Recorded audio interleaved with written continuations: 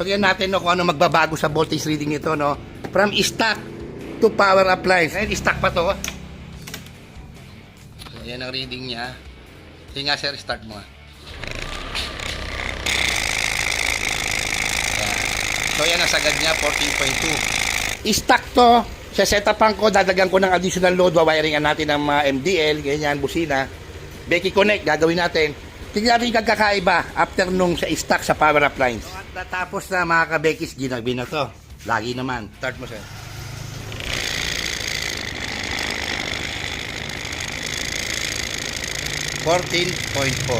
Kanina 14.2 ha.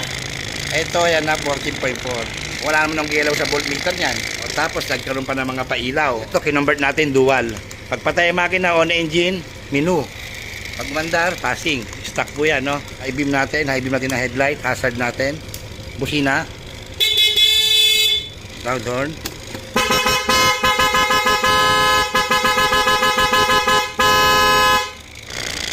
Parang wala naramdaman, no? Parang wala kang nilagay.